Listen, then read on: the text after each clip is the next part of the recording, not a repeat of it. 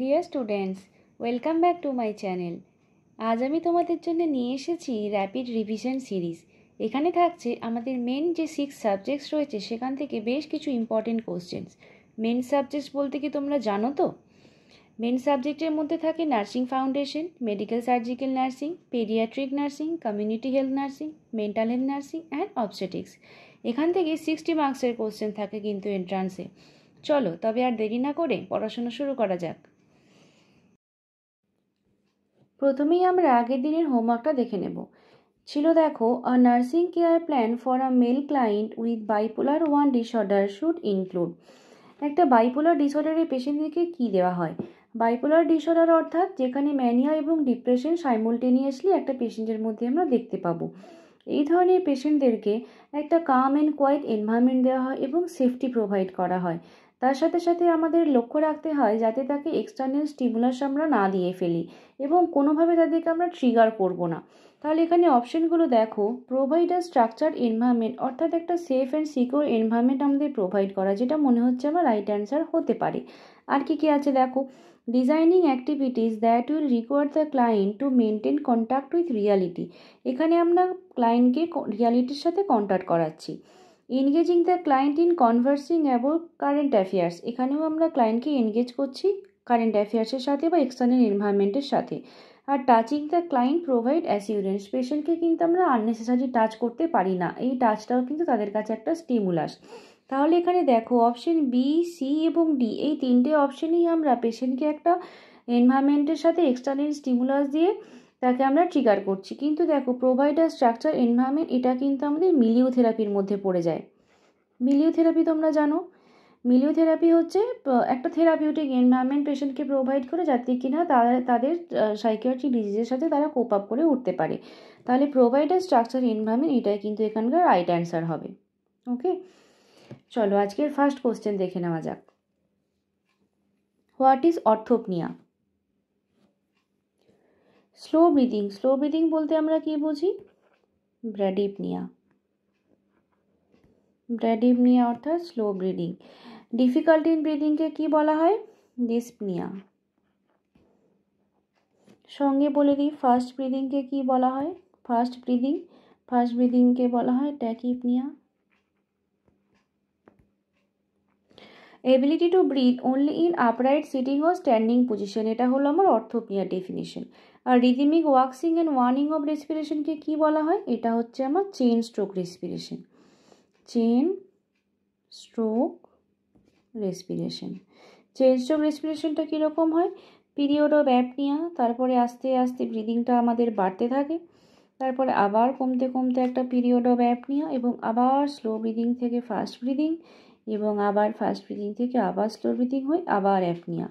এই যে আস্তে আস্তে ব্রিদিং প্যাটার্নটা বাড়ছে এটাকে বলা হচ্ছে ওয়াক্সিং, আবার এই যে আস্তে আস্তে কমছে এটাকে বলা হয় ওয়ার্নিং, এবং এটা পিরিয়ডিক্যালি সেম রিদমে হতে থাকে, এটাকে চেন স্ট্রোক রেসপিরেশন বলা হয়।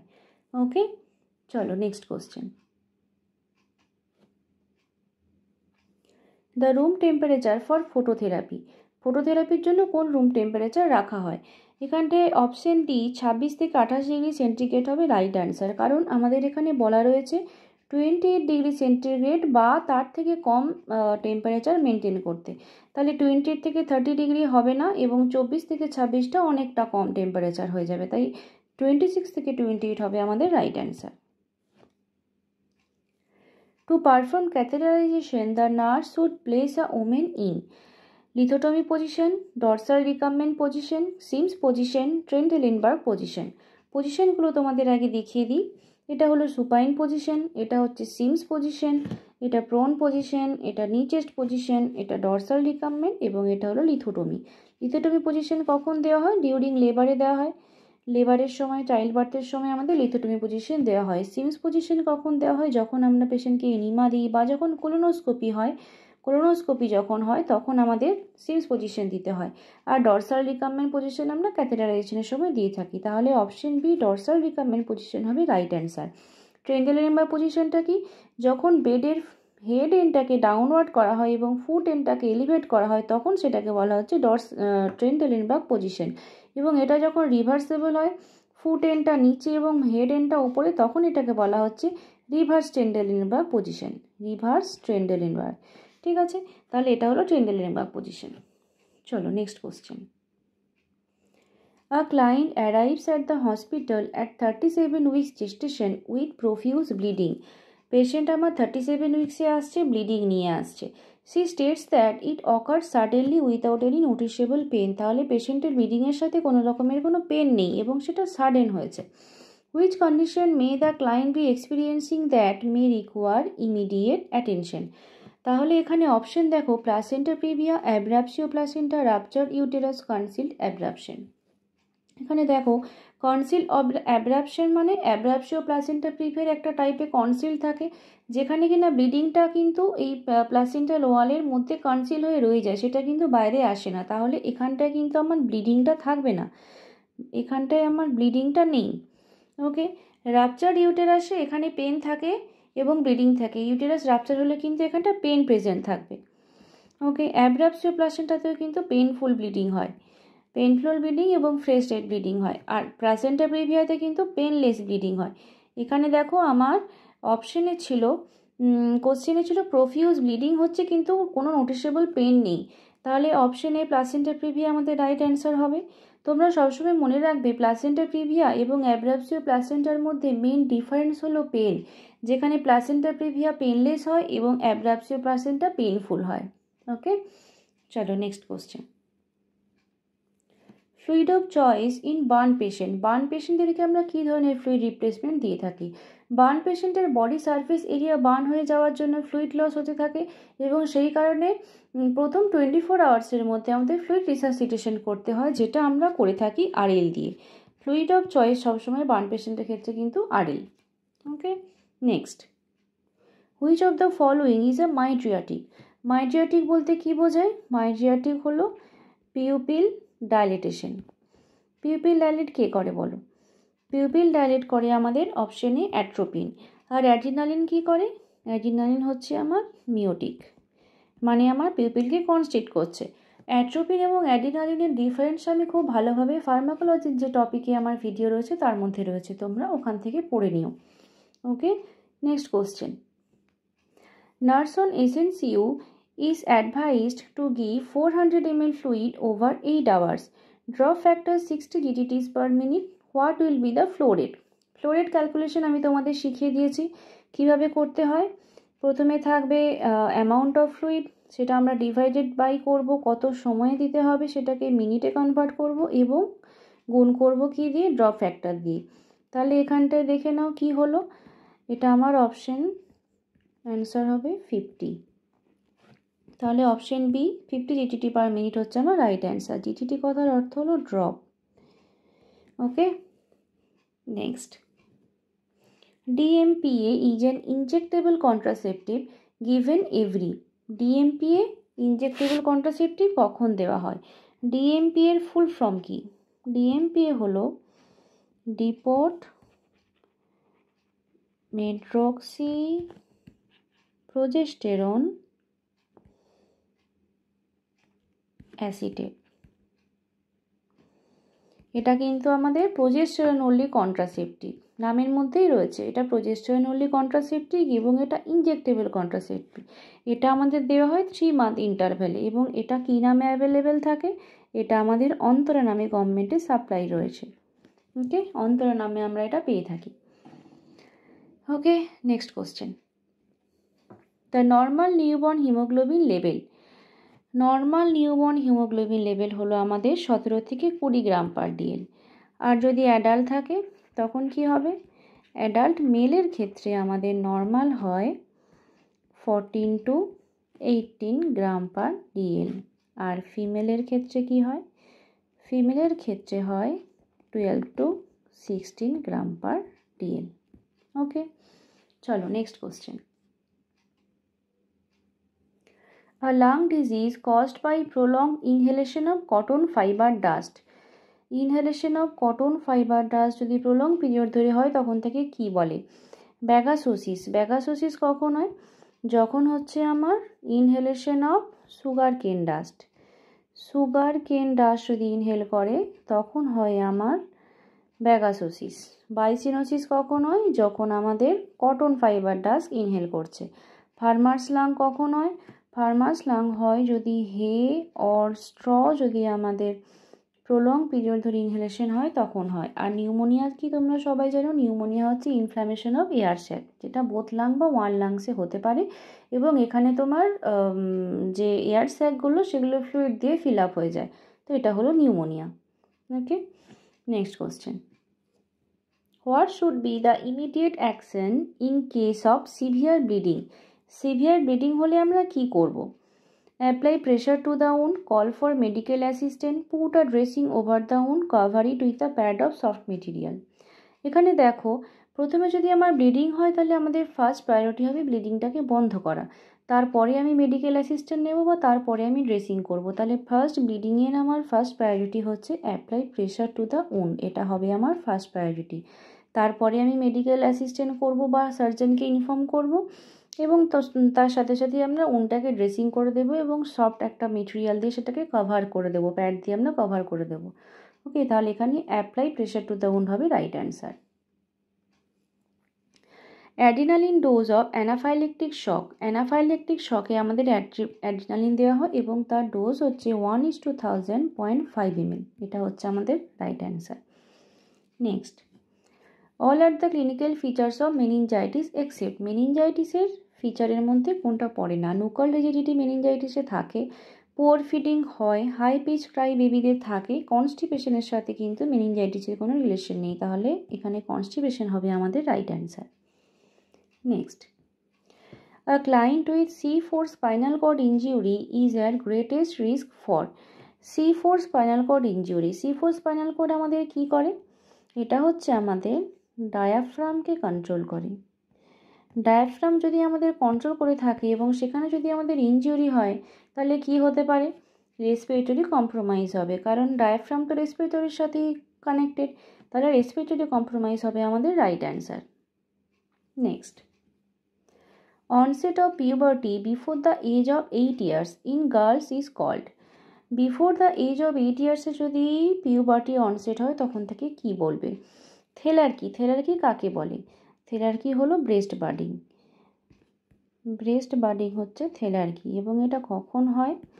এটা হয় আফটার 8 years, আফটার 8 years এবং এটা হচ্ছে আমার first sign of puberty. Okay, menarche কি? মেনার্কি হচ্ছে আমার ফার্স্ট মেনস্ট্রুয়েশন এবং এটা কখন হয়? এটা 10 থেকে 16 বছর বয়সে হয়। ডিলিট পিউবার্টি মানে কি? ডিলিট পিউবার্টি হচ্ছে যখন ব্রেস্ট বার্ডিংটা আমার মোর দেন হয়ে যাবে 13 years আর মেনার্কি হয়ে যাবে মোর দেন 16 years, তখন তাকে আমরা ডিলিট পিউবার্টি বলবো। আর প্রিকোসাস পিউবার্টি কখন বলবো? যখন 8 yearsের আগে যেটা হবে, 8 years বিফোর 8 yearsে যখন হবে তখন সেটাকে আমরা প্রিকোসাস পিউবার্টি বলবো। Next, the normal site of implantation of blastocyst in the uterus is। Implantation আমাদের কোথায় হয়? Upper uterine portion, mid uterine area, lower uterine area, lower cervical segment. Lower পার্টে কখনোই হয় না, মিডিলেও হয় না, নর্মালি আমাদের আপার ইউটেরাইন পোর্শনে সবসময় কিন্তু ইমপ্লান্টেশনটা হয়। ওকে, চলো next question. During resuscitation in an adult, ratio of chest compression and ভেন্টিলেশনের breath should be. Chest compression এবং ভেন্টিলেশনের ব্রিথ রিসাসিটেশনের সময় দেওয়া হয় 3:1। 3:1 হচ্ছে আমাদের রিসাসিটেশনের সময় অ্যাডাল্টের ratio, chest compression and ventilation. Next, intermittent positive pressure breathing is contraindicated in comatose patient, pulmonary oedema, asthma, tracheoesophageal fistula. Coma, pulmonary oedema এবং অ্যাসমা এই তিনটে হচ্ছে আমার ইন্টারমিটেন্ট পজিটিভ প্রেশার ব্রিদিংয়ের ইন্ডিকেশন। কন্ট্রাইন্ডিকেশন হচ্ছে আমার ট্রাকিওইসোফেজিয়াল ফিস্চুলা, এটা হবে আমার রাইট অ্যান্সার, কারণ ট্রাকিওইসোফেজিয়াল ফিস্চুলাতে কী হয়? ট্রাকিয়া এবং ইসোফেগাসের অ্যানাস্টোমোসিস হয়ে যায় এবং সেখানে যদি পজিটিভ প্রেশার ব্রিদিং দেওয়া হয় সেখানে কিন্তু অ্যানাস্টোমোসিস থেকে লিকেজ হতে পারে, সেই কারণে ট্রাকিওইসোফেজিয়াল ফিস্চুলাতে আমরা কখনোই পজিটিভ প্রেশার ব্রিদিং দেব না। Okay, next question. Endogenous depression is also known as, endogenous depression কী নামে আমরা জানি? Autonomous, reactive, bipolar, unipolar. Autonomous depression বলা হয়, এন্ডোজেনাস ডিপ্রেশনকে অটোনোমাস ডিপ্রেশনও বলা হয়। এটা কি, এটার কিন্তু কোনো রিজন থাকে না, নো ডেফিনিট রিজন, তখন আমরা তাকে বলছি অটোনোমাস ডিপ্রেশন। আর রিঅ্যাক্টিভ ডিপ্রেশন কখন বলবো? যখন কোনো আউটসাইড স্ট্রেসারের দ্বারা ট্রিগার হবে আমার ডিপ্রেশন, যেমন loss of loved one, divorce, losing a job, এগুলো হচ্ছে আমার রিঅ্যাক্টিভ ডিপ্রেশনের কজ। এবং রিঅ্যাক্টিভ ডিপ্রেশনকে আমরা, এটা ছিল এন্ডোজেনাস আর এটাকে আমরা বলি এক্সোজেনাস। ওকে, এক্সোজেনাস ডিপ্রেশন হচ্ছে আমার রিঅ্যাক্টিভ ডিপ্রেশন। বাইপোলার ডিপ্রেশন মানে বাইপোলার ডিসঅর্ডারে যেভাবে ডিপ্রেশন হয় সেটা, আর ইউনিপোলার ডিপ্রেশন মানে হচ্ছে মেজর ডিপ্রেশন, এটা হচ্ছে আমার মেজর ডিপ্রেশন। ওকে, তাহলে এন্ডোজেনাস ডিপ্রেশন হলো আমার অটোনোমাস ডিপ্রেশন, আর এক্সোজেনাস ডিপ্রেশন হলো আমার reactive depression. Next, which of the following stool characteristics does the nurse expect to note in Crohn's disease? Crohn's ডিজিজে কী হয়? Chronic inflammatory bowel disease that affects the lining of digestive tract. তাহলে digestive ট্র্যাকের লাইনিংয়ে inflammation হচ্ছে, যার কারণে আমাদের কি কি সাইন সিমটম হয়? এখানে কিন্তু ডায়রিয়া হয় এবং সেই ডায়রিয়ার সাথে ব্লাড থাকে না, তাহলে নন ব্লাডি ডায়রিয়া হবে আমার right answer. Constipation alternating with diarrhoea হয় না। Stool containing oozing from rectum, না। ব্লাডি ডায়রিয়াও হয় না। নন ব্লাডি ডায়রিয়াটাই হচ্ছে আমার ক্রনস ডিজিজের ক্যারেক্টারিস্টিক্স। ক্রনস ডিজিজে আর কি হয়? ক্রনস ডিজিজে আমাদের অ্যাবডোমিনাল পেন থাকে, লস অফ অ্যাপেটাইট থাকে, loss of appetite, weight loss হয়, ইনফ্লামেশন মানেই সেখানে একটা ফিভার থাকবে এবং ফ্যাটিক থাকবে। এইগুলো আমার ক্রনস ডিজিজের ক্ষেত্রে দেখা যায়। Next, what is a common complication of aplastic anaemia in children? Aplastic anaemia কাকে বলে? অ্যাপ্লাস্টিক অ্যানিমিয়ার কারণই হচ্ছে bone marrow damage. Bone marrow damage হলে অ্যাপ্লাস্টিক অ্যানিমিয়া হয়। এই বোন ম্যারো ড্যামেজ কিভাবে হতে পারে? একটা হচ্ছে অ্যাড বাড়তে থাকতে পারে, আদারওয়াইজ কিভাবে হতে পারে? রেডিয়েশন বা কেমোথেরাপিতে এক্সপোজার হলে বা কোনো টক্সিক ড্রাগ, ইনফেকশন, এসবের কারণেও কিন্তু বোন ম্যারো ড্যামেজ হতে পারে। তখন বোন ম্যারো ড্যামেজ হলে তবেই অ্যাপ্লাস্টিক অ্যানিমিয়া হয়। তাহলে এখানটায় কি অ্যান্সার হবে? বোন ম্যারো ফেলিয়ার হবে আমার right answer. Next question, Bartholin gland is found in, Bartholin gland কোথায় পাওয়া যায়? Vagina, uterus, fallopian tube, cervix. এখানে ভ্যাজাইনা অপশন এ হবে right answer. Next question, the infant has undergone for VP shunt surgical procedure. On the assessment how will you assess the sign of increased ICP? Respiration, blood pressure, anterior fontanelle, urine output. Increase ICP দেখা যায় চাইল্ডদের ক্ষেত্রে anterior fontanelle দেখে। Anterior fontanelle bulging হয়ে যায়, bulging of anterior fontanelle হলো আমার increase ICP sign. Okay, next, which of the following electrolyte imbalance is associated with digoxin toxicity? Digoxin টক্সিসিটির সাথে কি associated? Hypokalaemia, hyperkalaemia, hyponatraemia, hypocalcaemia. Hypokalaemia হলো আমার রাইট অ্যান্সার। হাইপোক্যালেমিয়া হচ্ছে পটাশিয়ামের সাথে ডিগক্সিন কিন্তু অ্যাটাচ হয়। পটাশিয়াম যেহেতু যদি কমে যায় ব্লাডের মধ্যে, তাহলে এটিপিএস যেটা রয়েছে তার সাথে ডিগক্সিন কানেক্ট হচ্ছে এবং সেই কারণে ডিজিটালি টক্সিসিটি হয়ে যাচ্ছে। তো হাইপোক্যালেমিয়া যদি হয় তখন কিন্তু আমার ডিগক্সিন টক্সিসিটি হয়। তাহলে ইলেকট্রোলাইট ইমব্যালেন্সড হাইপোক্যালেমিয়া হলো আমার right answer. Next, Widal test is done to diagnose rheumatic fever, hay fever, enteric fever, dengue fever. এখানটা এন্টেরিক ফিভার বা টাইফয়েড ফিভার হলো আমার হোয়াইডাল টেস্টের ডায়াগনোস। আর হে ফিভারে হচ্ছে অ্যালার্জি হয় এবং সেটা হচ্ছে তোমার স্কিন প্রিক টেস্ট করে জানা যায়। আর ডেঙ্গু রিউম্যাটিক ফিভারে কোনো পার্টিকুলার ডায়াগনস্টিক টেস্ট নেই, তো হোয়াইডাল টেস্ট হলো আমাদের enteric fever. Next, which fluid cause shifting of fluid from cell to plasma? Cell থেকে প্লাজমায় ফ্লুইড শিফটিং কোন সলিউশনের ক্ষেত্রে হয়? এখানে দেখো একটা হচ্ছে আমার হাইপারটনিক সলিউশন। হাইপারটনিক সলিউশন কি করে? হাইপারটনিক সলিউশনে বাইরের সলিউশনের যেহেতু আমাদের কনসেন্ট্রেশনটা বেশি হচ্ছে, তখন সেল থেকে ওয়াটারটা আমাদের বাইরে চলে আসে এবং সেলগুলো শ্রিঙ্কেজ হয়ে যায়। হাইপোটোনিক সলিউশনে কি হয়? হাইপোটোনিক সলিউশনে বাইরের কনসেন্ট্রেশন কম এবং ভেতরের কনসেন্ট্রেশন বেশি হওয়ার জন্যে বাইরে থেকে ওয়াটারটা সেলের ভেতরে চলে যায় এবং সেলগুলো সোলেন হয়ে যায়।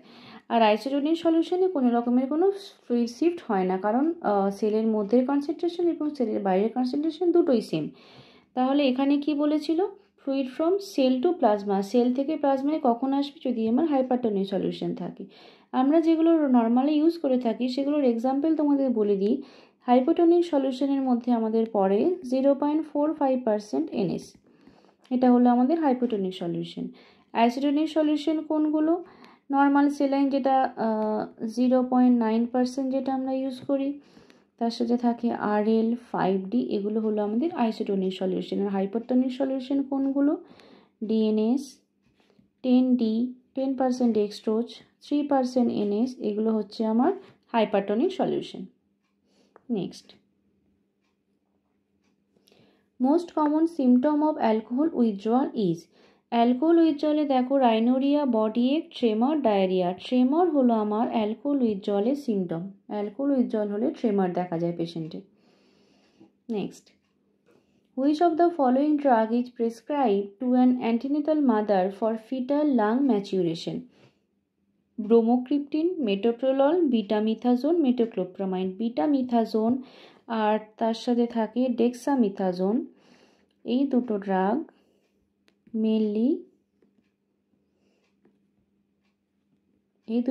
মেনলি ইউজ করা হয়ে থাকে, অ্যান্টিনেটাল মাদারকে দেওয়া হয় ফিটাল লাং ম্যাচুরেশনের জন্যে।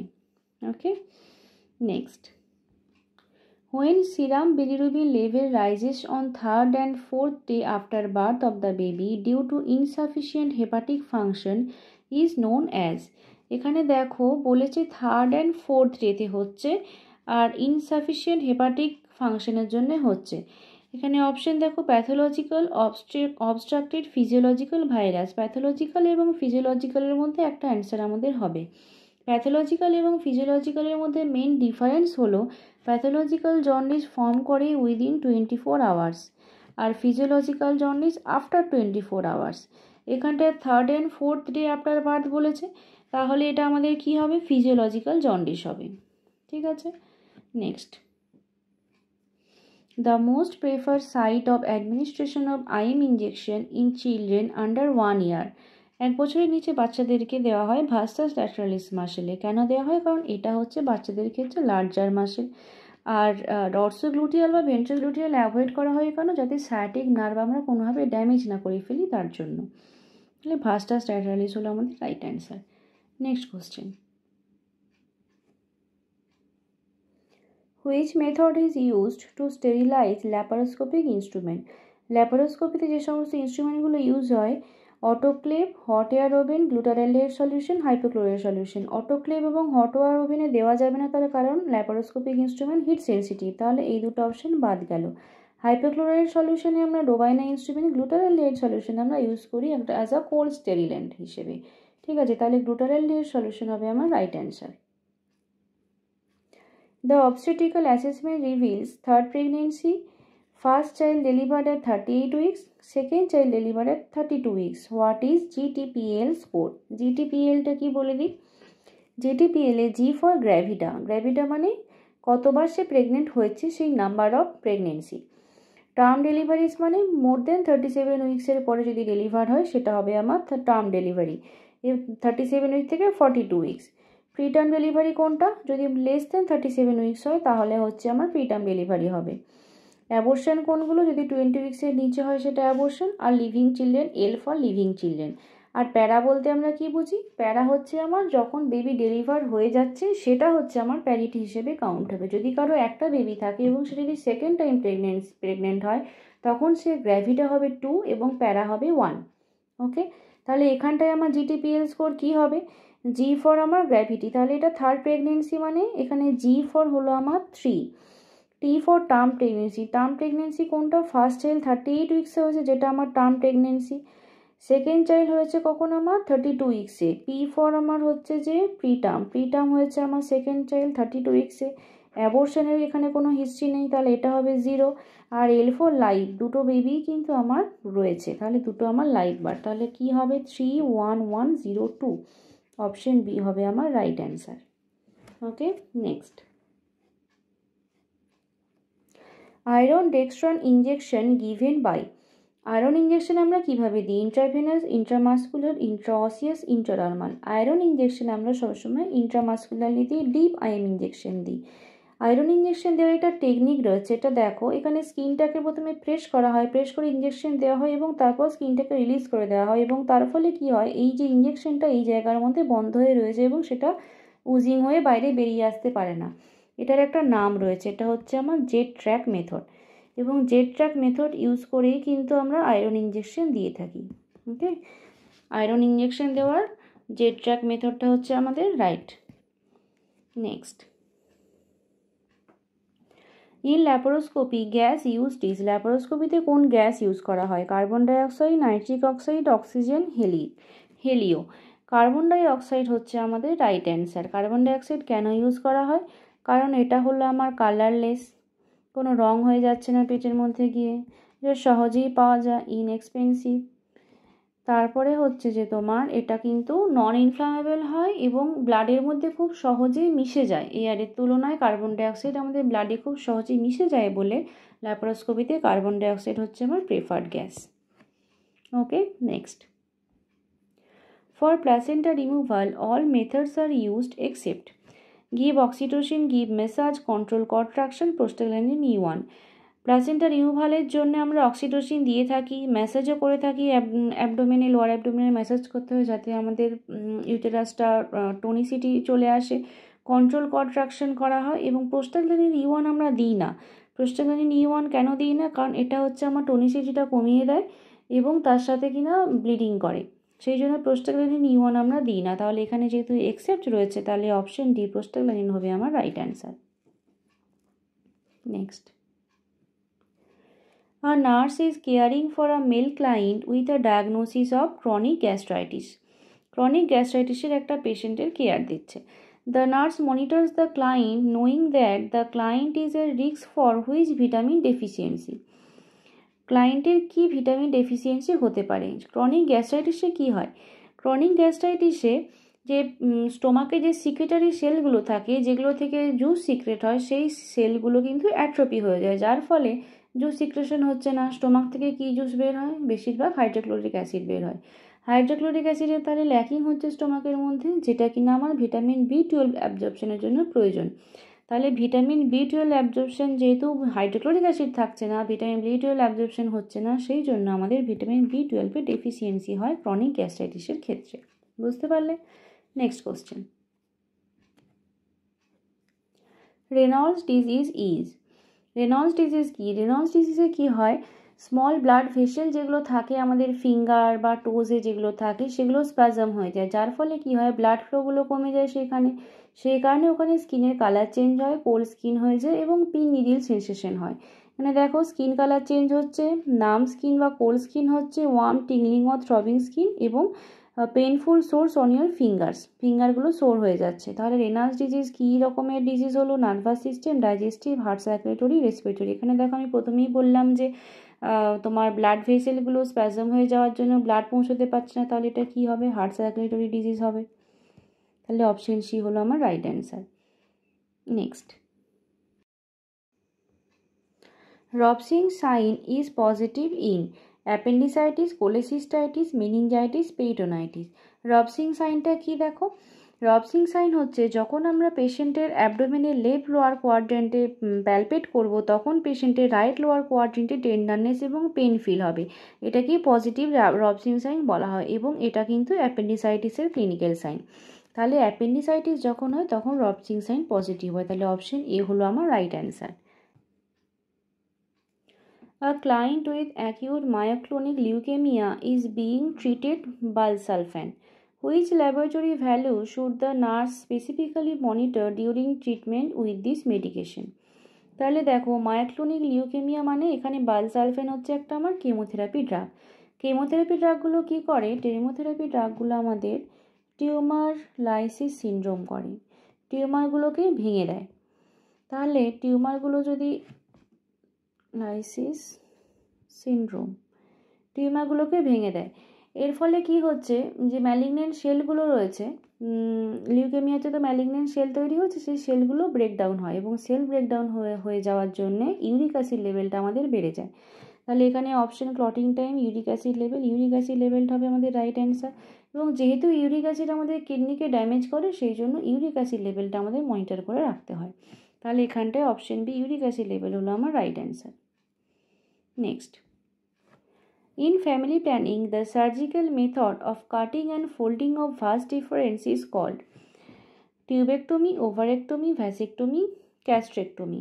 ভাস ডিফারেন্সে ভাস আছে, ভ্যাসেক্টমি হবে আমার রাইট অ্যান্সার। আর টিউবেক্টমি কখন হবে? যখন আমার ফ্যালোপিয়ান টিউবে এই সেম জিনিস করা হবে। ফ্যালোপিয়ান টিউবে যখন আমার কাটিং অ্যান্ড ফোল্ডিং হবে তখন সেটাকে বলা হবে টিউবেক্টমি। মনে রাখবে তোমরা। Next question, which is the most common side effect of copper tea among the following?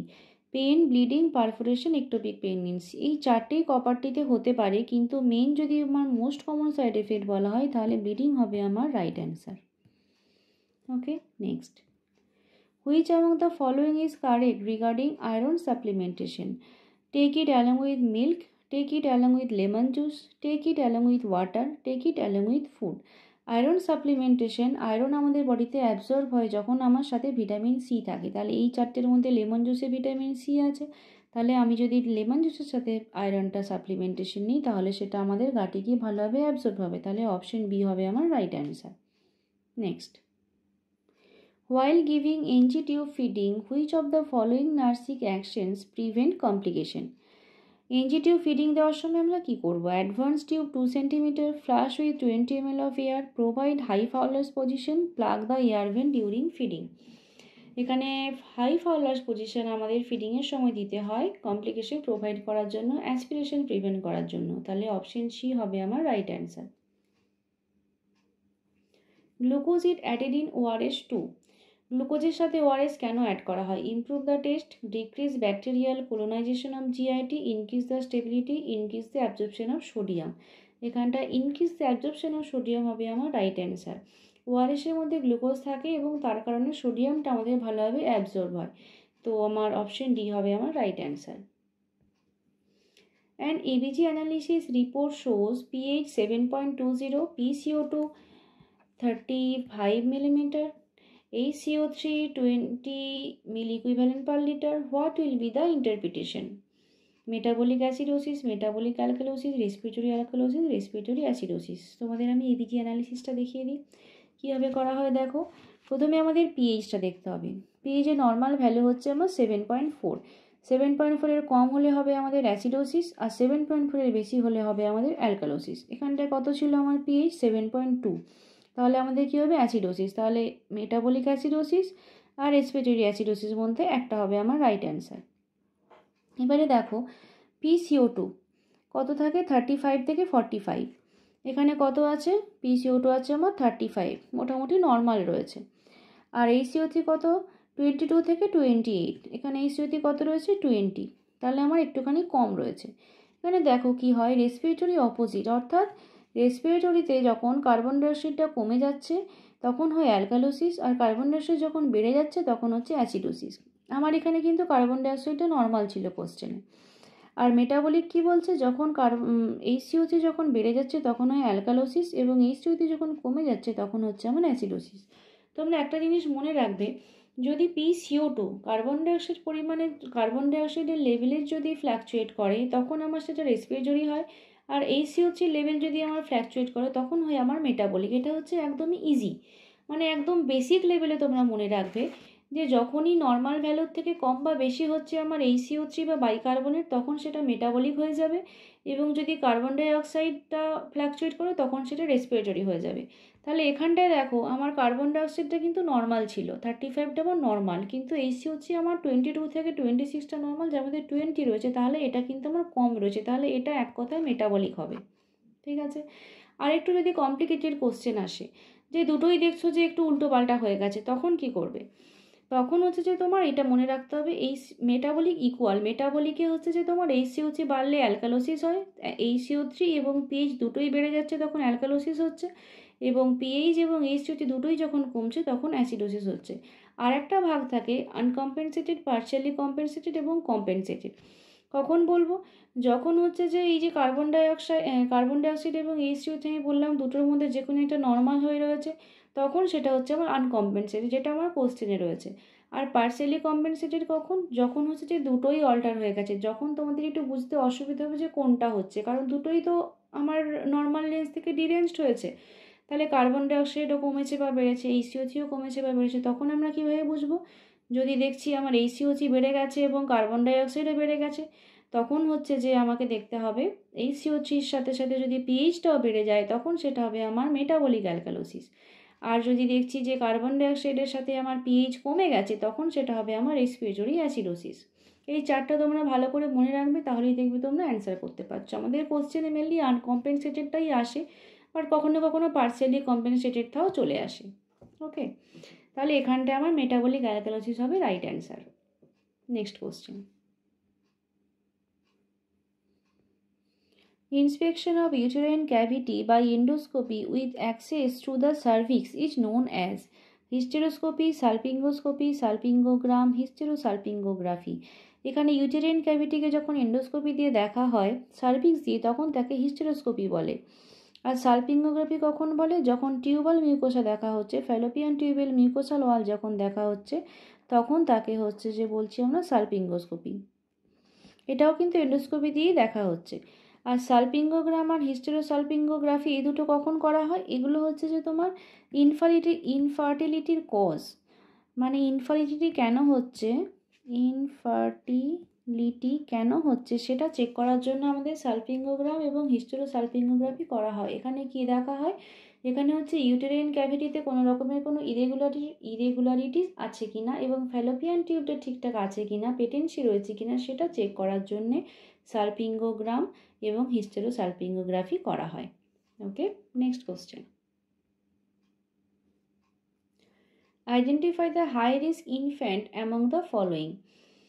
High risk infant কে আছে? ইনফ্যান্ট উইথ বার্থ ওয়েটে 2.5, এটা তো নর্মাল রয়েছে। ইনফ্যান্ট অ্যান্ড আর্টিফিশিয়াল ইটিংয়ের মধ্যে বেবির ক্ষেত্রে ইনফেকশনের একটা চান্স থাকে। Infant with birth weight of 2 kg, 2 kg weight মানে বেবি কিন্তু লো বার্থ ওয়েট। আর ইনফ্যান্ট উইথ আবগাস্কো রেট, এটাও কিন্তু নর্মাল। তাহলে অপশন এ এবং অপশন ডি আমার নর্মাল, এই দুটো আমার হবে না। আর তাহলে দেখো, আর্টিফিশিয়াল ফিটিং আর বার্থ ওয়েট 2 কেজির মধ্যে একটা হবে। যখনই আমার বেবির বার্থ ওয়েট লো, তখন মানে বেবি ইম্যাচিওর। তাহলে ইম্যাচিওর বেবির ক্ষেত্রে আমার রিস্কটা বেশি হয়ে যাবে আর্টিফিশিয়াল ফিটিংয়ের থেকে। তাহলে অপশন সি হবে আমার right answer. Next, the drug which is use to create aversion in alcohol dependence. Apomorphine, propranolol, diazepam, disulfiram. এটা তোমরা সবাই জানো, অ্যালকোহল ডিপেন্ডেন্সের ক্ষেত্রে অ্যাভারশন থেরাপি হিসেবে ডাইসালফিরাম ইউজ করা হয়। Next, the most sensitive index of health of the community is. সব থেকে সেন্সিটিভ ইন্ডেক্স কোনটা? Infant mortality, maternal mortality rate, crude death rate, crude birth rate. IMR infant mortality rate হচ্ছে আমাদের সব থেকে sensitive index of health in community. Next question. Stallworthy sign is seen in. Stallworthy sign কোথায় দেখা যায়? স্টলওয়ার্দি সাইনটা কি বলো তো?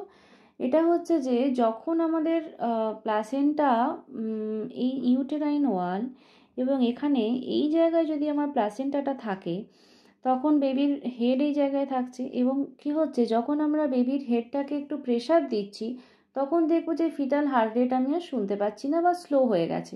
আবার যখন আমি প্রেশার রিলিজ করে দিচ্ছি, তখন দেখা যাবে যে আবার সেই হার্ট রেটটা নর্মাল হয়ে গেছে। এটাকেই আমরা স্টলওয়ার্দি সাইন বলি। এটা কোথায় দেখা যায়? এটা দেখা যায়, দেখো, পোস্টেরিয়র ওয়াল, এই যে নিচের দিকে দেখা যাচ্ছে পোস্টেরিয়র প্লাসেন্টা প্রিভিয়া হাইড্রেটিটিফর্ম মূলে পিএইচ না, পোস্টেরিয়র প্লাসেন্টা প্রিভিয়াতে দেখা যায়। এবং এটা হচ্ছে তোমার টাইপ 2, যখন টাইপ 2B যখন হয়, যখন লোয়ার ওয়ালে বা নিয়ার মার্জিনে যখন আমার প্লাসেন্টাটা চলে আসে, তখন সেটাতে কিন্তু স্টলওয়ার্দি সাইন দেখা যায়। তাহলে পোস্টেরিয়র প্লাসেন্টা প্রিভিয়াতে স্টলওয়ার্দি সাইন দেখা যায়। থ্যাংক ইউ সবাইকে পুরো ভিডিওটা দেখার জন্য। আজ অনেকগুলো কোশ্চেন ডিসকাস করার জন্য তোমাদের সাথে আমি ডিটেল এক্সপ্লেনেশন দিতে পারলাম না। এর মধ্যে কোনো কোশ্চেন যদি তোমাদের বুঝতে অসুবিধে হয় তাহলে আমায় কমেন্ট করে জানিও, আমি সেটা তোমাদের আবার পরে ডিটেল এক্সপ্লেনেশন দিয়ে বুঝিয়ে দেব। ভালো থাকবে সবাই এবং ভালো করে মন দিয়ে পড়াশোনা করবে। Bye bye.